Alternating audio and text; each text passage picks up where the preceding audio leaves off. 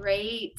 Well, welcome everyone. And I also want to welcome my dear friend, my remarkable women's journey sister, Francina, who I am so thrilled is here to launch with us our monthly Women Who Inspire series. And I'll just open by saying I have really zeroed in on Francina because not only does she inspire me, relative to as many of you are interested in yoga and meditation and stillness practices. We'll talk a little bit about how she operates in that space, but also because she's a mother that I'm in deep awe of with her many children that we will talk about. Yeah. And also Francina has, just a different history in the sense of where she grew up, how she came to the States. And I think it's just a story that will inspire you. We are here in this series because it's women supporting women. How can we co-create together? How can we extend a hand, an olive branch, anything to create more ease and flow in each other's life and share our stories and our deepest truths. So, Mm. Francina, welcome. Thank you. Thank you. I feel so honored to be here, to be one of the first on your series. What a wonderful introduction. Thank you so much. Thank you. Well, I'd love to start by just, it's kind of that big question. If you could tell us a little bit about your journey with Be Still Tea, and for the audience to understand, that is Francina's company as a product, but it's so much more than that. Yes, it is. It is. In fact, when I first started, I started with tea because I felt like tea was sort of the pathway that led me back to myself. Tea and a lot of other things, but really, Be Still Tea is born out of my own story. I went through a significant mental health challenge almost 7 years ago now, to the point that I was contemplating suicide. And at the time, I had 4 children. And it's remarkable now. I look back, I'm like, how could I not have seen a reason to be on this planet? But mental health is such as it is, right? It doesn't make sense. And so I went through intensive therapy. And I remember being in that therapy office, and she would always say to me, where do you feel it in your body? How do you feel? And she'd ask me how old I felt. And I remember those questions always felt so out of body. I'm like, what do you mean? Like, I'd never even asked myself those questions. And she would encourage me after every session to try to create some time to just listen. And the only thing that helped me to actually stop, to be still and listen, was tea, because I loved tea, and tea just had this quality to it that invited me into the space that made me feel special, and it felt like it was just for me. And I drink my tea in all kinds of different cups because that was just the thing that made me feel special. And so when I was coming through that process, and I was probably like 6 months in, I said to my husband, when I get through this, I am going to get a tattoo to remind me to never allow an external circumstance or someone else's disappointment with me to cause me to want to take my life again. And the message that I was learning through that entire time was to be still, because I learned that there was nothing that I could do in my own strength that was going to change what was happening around me. The people who I had struggled with didn't want to hear what I had to say. All I could influence was me and what was happening in my life. And so when I got to the end like of a year, I got the words "be still" written on my wrist right here. I love And the I in my "be still" is a semicolon, which is a suicide prevention sign. It means that your story is still being written. A period is an end, but a semicolon means there's still more to come. And on this side, I have a lotus flower that's upside down. But it. lotus flowers are the only flowers that grow out of mud. And I feel like out of my darkness, I learned to be still. And then my story continued. So it like wraps around my wrist.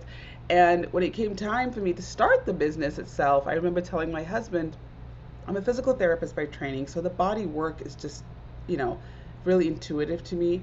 But I said to him, when I retire, I want to sell tea. And he said, why wait till you retire? Do it now. And so all of those things were sort of the confluence that brought me to where I am today. And when it came time to start the company, I knew it was going to be called Be Still Tea because it was the tea that helped me to be still, and being still led me to me, to myself. So that's sort of how Be Still Tea began. In fact, if you look at my logo, it is actually this part of my tattoo. That is that is my logo because it's central to everything that I did. And that lotus flower just, yeah, was sort of a reminder that dark situations, dark times can bring about some of the most beautiful things that you would never have imagined for yourself. And so that's me. I'm living it today. I love it. I mean, I've been this person all my life. Like, I just always wanted to go deeper, to really like discover, to dig in. And I think that's why I've always been inspired, with your story, and not just your story, but your acts, your work in this world, because truly from our pain, our greatest purpose is derived. That's right. And with that purpose, it takes a lot of courage, Oh my gosh. to step into that. Honey, every day of my life is a courageous step to keep showing up.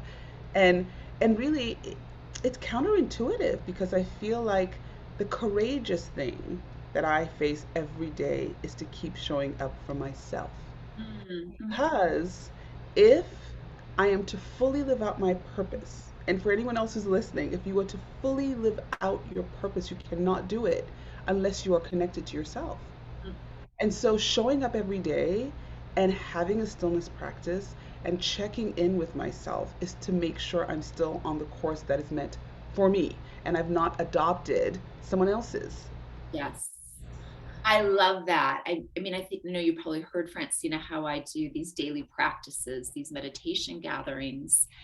And I don't do that for everyone else. I do that for me because it's this container that I know I am responsible also to show up. And as a mother, it's my time in the day where I've just created that space.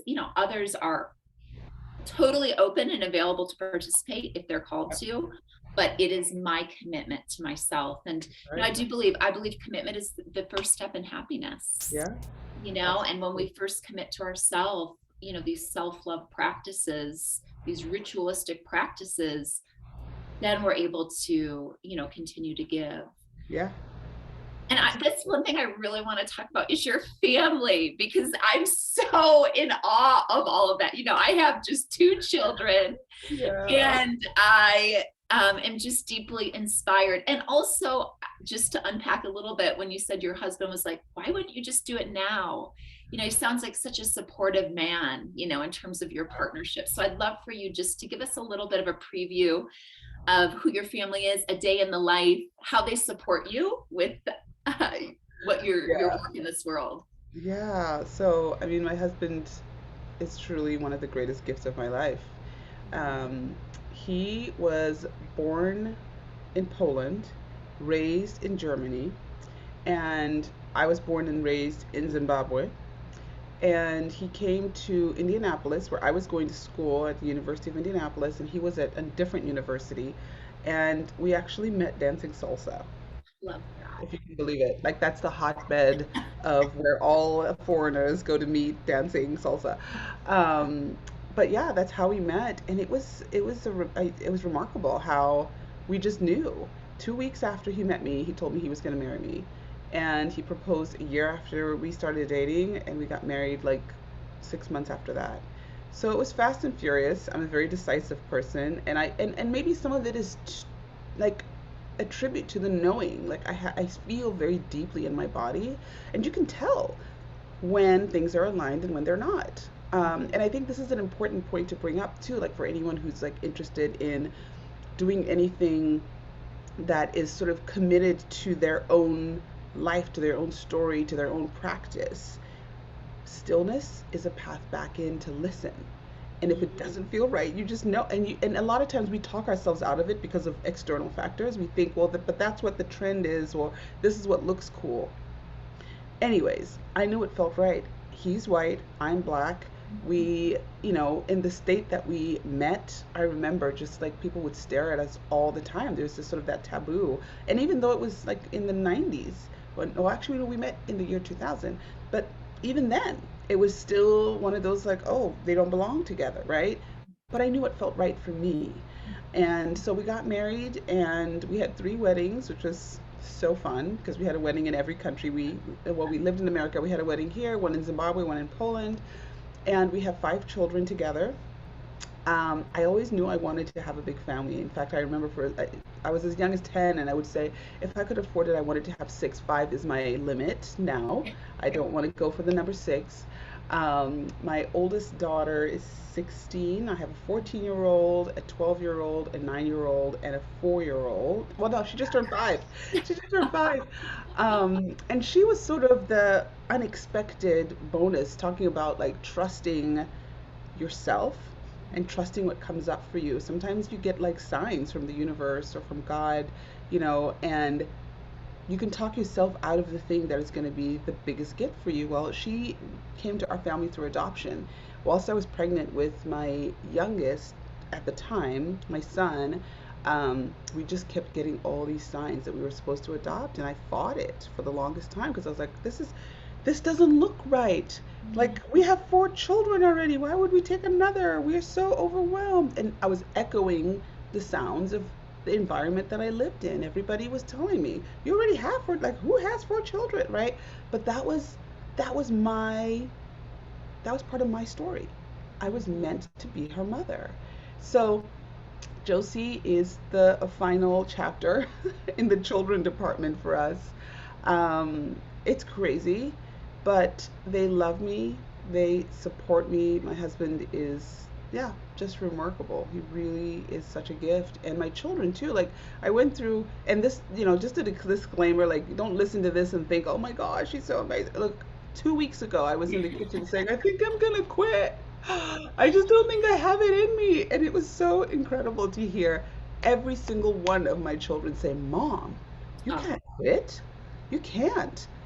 People need what you're doing. Like, these are my teenagers saying that. And that just, yeah, that reminded me again of like, your impact has a ripple effect. If you're a mother, your children are watching. And they've been watching me and see that there's value to what I'm doing, right? And so, yeah, my family is an incredible support. Incredible. I I love that too because there can be such a reciprocity with our children. When we don't look at this journey of parenting as just like I'm in charge, I'm right and you're wrong. Rather, we create a space for, yeah, conversation, for support, moving. I'm sure they've packed tea boxes. I mean, I don't know, I'm just guessing. But Yep. what I feel begins to happen there too, because our children are of course also our greatest teachers, but if we are really listening, and that's what I love about your process too with the tea. That's a time when you really turn on and tune into that listening. Right. We can hear everything, you Yeah. know. Yeah. And the other thing I love that you've mentioned a couple times is, you began the work with the body as a physical therapist, and then when your therapist was talking about feeling and you know getting into the tea because it's how you feel, like it's how it Yeah. makes you feel. And really it's through our feeling that the greatest healing occurs. And I Absolutely. think so often as a society, we're just running, running, running, going, going, going, and not creating that spaciousness, to take the time. And that's one of the reasons also I wanted to have you on, Francina, is to let mothers know out there in the community. It's not that you just have to carve out an hour to drop into a meditative space. It's minutes. It's Yeah, tell minutes. everyone about your tea process, your own personal tea process. Yeah, so I am one of those people that just really believes in creating not just sacred space, but beautiful space. Mm. And if you ever order my tea, you'll notice like I took so much care, like the packaging, I want it to feel like you are sitting down with something that is luxurious because it's so beautiful. And so for me, My process begins usually in the morning, and I start by just checking in with myself, like, what do I want to drink today? And that's part of the reason why I carry so many different teas. People always ask me like, what's the, what would you recommend? And I'm like, well, I can't tell you what I recommend because I want it to be the process of you selecting what you need.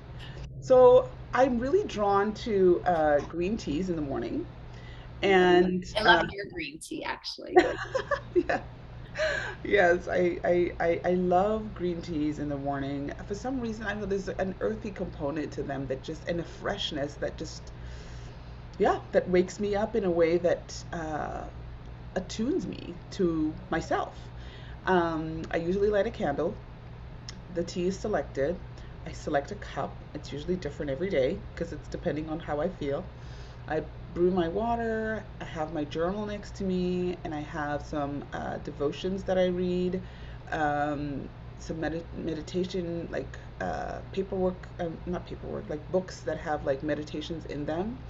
And so I just start when I first pour my tea, and then I begin by meditating, and then I read through my books, and then I drink my tea. And every time, like I pick up the cup, that warmth, being able to smell the tea, it grounds me. It presences me to exactly where I am.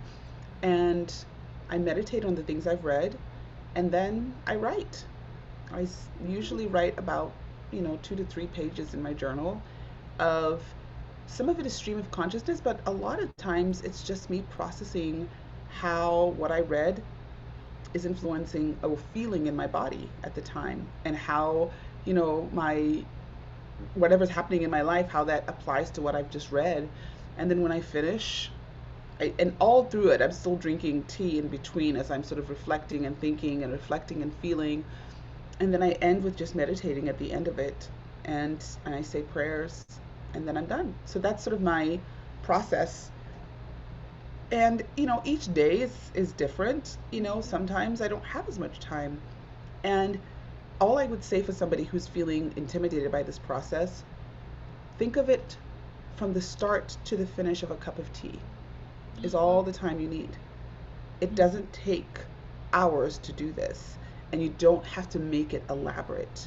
I usually do it at my desk because I'm surrounded by my plants. I really love plants. Like, yeah, this is one of my new favorite ones right now. Isn't this just so pretty? Oh, And beautiful. What I is that? know. Like I don't know. I picked it up pretty at the store the other day, and yellow. but that's also part of the process for me. Like, what speaks to you? I walked into the store and I saw it, and I was like, oh my gosh, I've got to take this home because it's gonna help me feel like I just made something really beautiful for myself, right? So when I sit here with my tea looking at this beautiful orange flower, it's inviting me to embrace how special I am. So that is sort of, a nutshell. I mean, there's so much more to it, and it's difficult to go like into greater depth, but like that really is, that's how I process. But a couple things I want to pull from that, especially for everyone that's listening, is one of which is the simplicity. You're not going into this ritualistic practice looking for perfection. What you're doing is creating a simple way that works in your life to create a habit that's promoting for you. Well, and I think the biggest message, if anything, you leave with today is perfection is not real. Thank you. You are meeting yourself where you are. So Yes. it's going to be exactly what you need. I If mean, you let's talk don't, about that as women. yeah, My husband, I was just like rolling my eye. He just walked through. If love it. some of you might be listening to this on the MP3, he walked through, he walked Yeah, back, and it's like as mothers, as women, I think sometimes we put such hard expectations on ourselves. And when we put those expectations on ourselves, we make everything so small and we yeah, create limitations right. because in this example, the expansiveness of the conversation goes beyond the aesthetic setup. You're drinking your tea, the depth by which you're meditating, you're sipping that tea goes far beyond how pretty the cup was that day. Yeah. Oh my gosh. Yeah.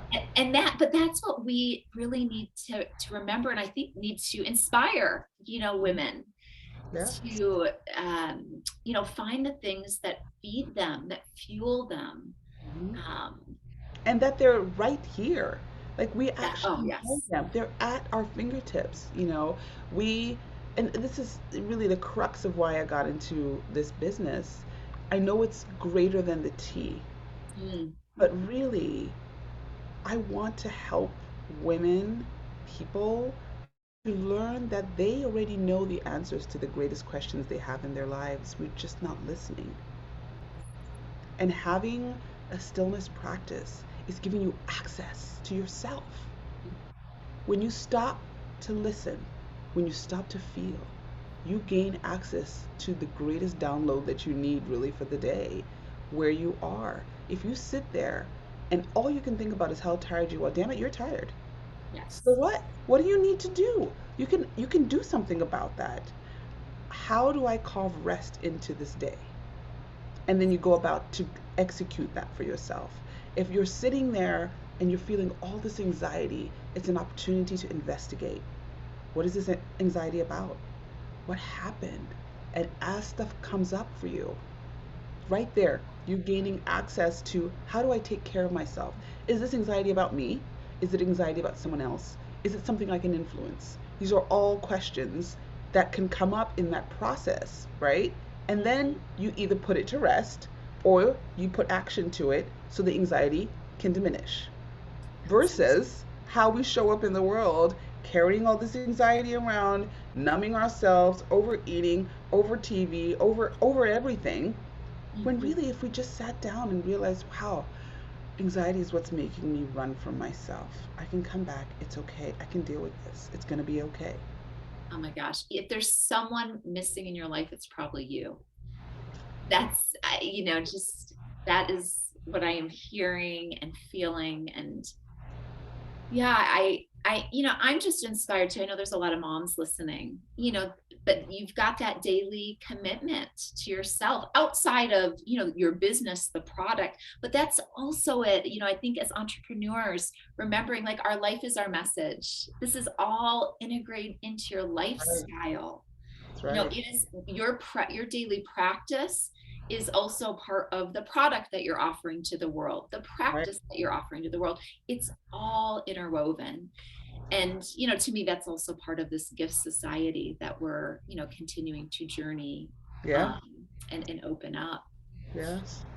But Absolutely. I did want to ask you, so what are some areas in your life that you'd love to expand and or deepen? What are you most curious about right now? I know this is going to kind of sound cliche, but really, I heard this quote several years ago and it stuck with me and I share it all the time. I don't even know who said it. We teach what we need. Mm. So my biggest need for expansion is stillness and knowledge of me because I am in a house with 5 children and my husband, so that's like 7 people in this house that all need something. I need something as well. And I am constantly fighting for myself, fighting for my mental health, fighting for my needs. And I don't mean this in a selfish kind of way, but I mean it in the sense that when I am not showing up for myself, I'm really crappy at everything else that I do. And so that is the greatest work for me. And that sort of connected to that is just the continuous work of healing from childhood trauma and then subsequent trauma that comes from unhealed situations and on and on it goes. um, so that is really my biggest work is what I give to the world. um, and aside from that, I am working on growing as a speaker. I have had some speaking opportunities. um, but yeah, I think that's sort of the next sort of area that I'm growing into and providing this support for people. I'm setting up a platform right now to provide stillness coaching or stillness consulting for people, just because I feel like I've been doing a lot of work like on social media, and I do some events here and there, but working one on one with people and connecting with people in their stories and connecting like one to one with people for me will deepen the work that I do, because then I'm actually propelling that work forward, and hopefully it influences other people to start showing up in their own lives. I love that. And that's my experience too. Just the more kind of one-on-one or group Yeah. interaction that you can engage in is really fills your bucket, even more. And I think Instagram, the social media platforms, they provide this really beautiful outlet for our creativity, for a way to, kind of put ourselves out there. Yeah. But just business to business, I think, I do think the more people we can, have this, it's engagement, this face to face, eye to eye, Yeah. really not only helps propel it forward, as you said, in the world, but, fills our own buckets, I because will it's that say, reciprocal yeah, relationship.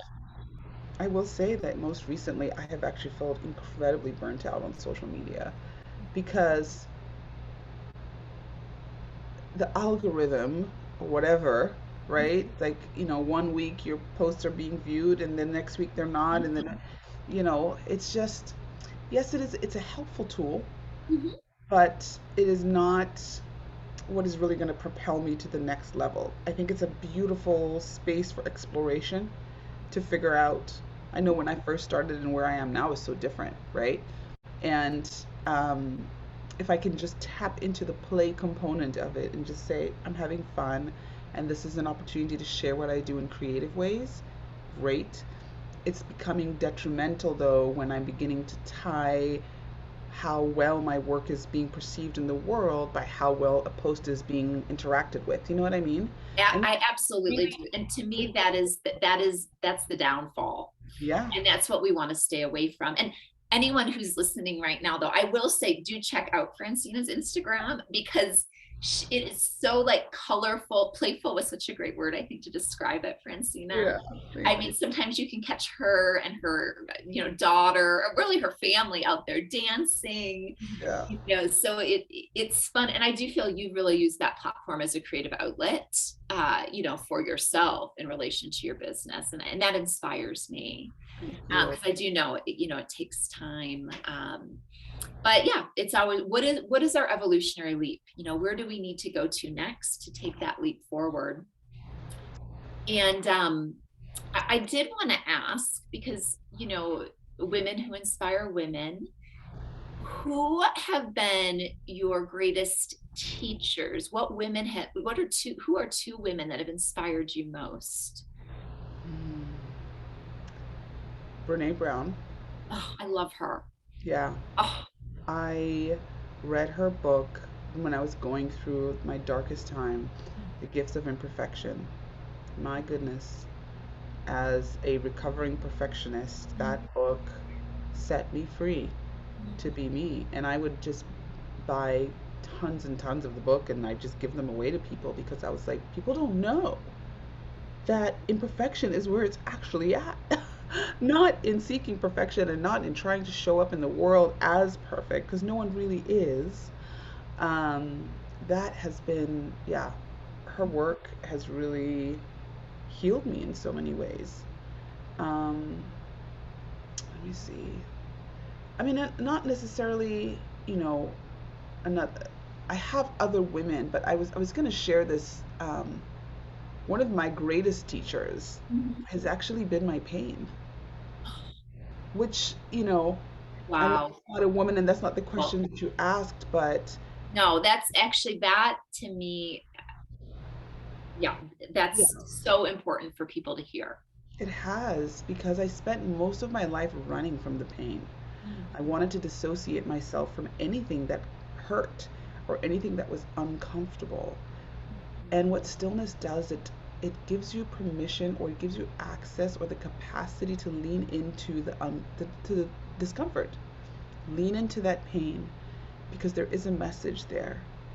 And when you keep getting the same kind of pain because you keep doing the same thing, There's a lesson to be learned. And when you run from it, the lesson keeps coming back, and so the pain stays. And we don't realize, I didn't realize that my own capacity to feel the pain and work through the pain was what was going to really bring me wholeness and healing. Mm. It gave me more peace in my life. Um, yeah, so I don't know. For where, wherever anybody is with that, pain is painful, absolutely. But if you need support, mental health, and like a therapist, like my therapist, I guess is the other woman, I would say, who inspired me, who strengthened me, just because she helped me to walk through my pain.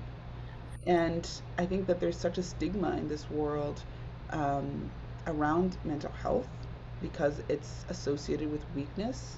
Mm. But really, it is the greatest strength Mm. to face your pain, to feel your pain, and to walk through it and Mm. get to the other side. Because then there's real growth. You learn from it, Absolutely. and then you know what to stay away from, and you know what is for you and what is not. Mm. And all of that comes by listening. Mm. I mean, first of all, I love that. And I am in total agreement with that. And I also want to say it takes a really brave and courageous person to do that. So, woman to woman, I want to honor that. Thank you. And I want to remind everyone listening what Francina has mentioned over and over again is, the stillness, the listening. In order to heal, we must feel. But it is in the stillness, it is in nothing where we find everything. Mm, So, as women, as mothers, call us. We want to help support you, giving yourself 10 minutes, mhm. 60 minutes, 30 minutes, 5 minutes, whatever it is, to just give yourself this time and this space to go within. Yeah, absolutely. I mean, Francine, how could people get in contact with you? How can they learn more about you? How could they contact you? Well, I'm on Instagram at BeStillT. Mhm. I'm on TikTok, which that's kind of whatever. Like it's a whole nother world. But yes, at BeStillT. You can find me on my website, bestillT.com. I'm also at BeStillT on Facebook. And like I said, I will be setting up one-on-one coaching as a stillness. I actually call myself a stillness therapist now because I combine my work as a physical therapist Mhm. with my own mental health journey and created an opportunity for people to sort of learn how to listen to their own bodies. When Wow. I studied physical therapy, I mean, I remember studying about like what parts of your body alert you Mhm. to tension, to stress, because it shows up in our bodies. And we're living in a society that's so good about just pushing through, right? So, anyways, but yeah, I'll be setting all of that, setting that up hopefully within the next month or so. And so, follow me at BeStillT on Instagram. That's my main jam. Amazing. And your teas are Yep. incredible, and we'll connect everyone to the website where they can order those. Yes. My favorite, if anyone's curious, is I love, love, love the jasmine green. Yes. And I It's also, Jazz Marie. what is it? Did I say it wrong? It's Jazz Marie. Jazz Marie. Okay. Yep, yep. Jazz. And And I, my teas have stories. So that one is named after a friend of mine who inspired me to start. She wrote me an oh, actual letter in the mail and said, "You need to go do this because the world needs your message." And her name was Kari, and she loves jasmine tea. So I looked long and hard for an amazing jasmine tea, and so I named it Jazz Marie, just because I think story has power. and it's another woman who inspired and supported you. It's like, Yeah, we continue, we are creating these circles and these yeah, continuations. I love that. yeah. So Oh, anyway, actually, I go also ahead. wanted to, yeah, I wanted to add also that my adoption journey. Yes. influenced Yes. how I show up in that space. And so I give 10% of every tea purchase to a fund that I set up called the Rowan Birth Mother Fund. And Mhm. it allows us to support adopting families by taking care of their birth mother fees. And it gives me an opportunity to talk about birth mothers because I know in my heart Josie's birth mother is the most remarkable woman I've ever met, and she is an inspiration to me. And I think that the world has it wrong about birth mothers because if I had a nickel for every person I've met who said, I don't understand what kind of woman would give up her baby for adoption, and I get to tell the story of a remarkable woman who chose to place her baby with us. Um, and the only wish she had was that I would continue to tell her how much she loved her. Mhm. So yeah, I'm so excited about the work that I'm going to be doing with that. I'm planning to start a nonprofit, and I have a lot of plans. I want to create birth mother retreats where we can I actually invite birth mothers to a space where they can collectively meet with other birth mothers and be supported in healing because there's a lot of trauma with adoption. Um, so yeah, I just wanted to make sure people know about Well, that. and I'm so glad you brought that up because there's a lot of, yeah, mothers. I have done a lot of work with pregnant mothers, and just know the actual giving forth of your baby that you have carried, for the gestation almost 10 months Yeah, is huge. you, And that's another women supporting women. When we also look at adoption, not in this way of one woman failed. No, we look at it as one woman's gift, that's right. is contributing into this, in your case, your family, into other families. And it's it too is just so inspiring. So, and to me, for me, that's another topic I'd love to dive into in the future too. Just what you're thinking about with those retreats, Yeah, and how these mothers can be supported, through that process of grief, yes, that they have encountered and been dealt with, and also the celebration. It sounds inspiring how you still have the relationship with the birth mother. yeah, yeah. Well, thank you so much, Francina. I'm so grateful. This was such a rich conversation, and I just appreciate the opportunity to be seen and heard today by your platform and by the work that you do, which is so needed in this world. So, thank you.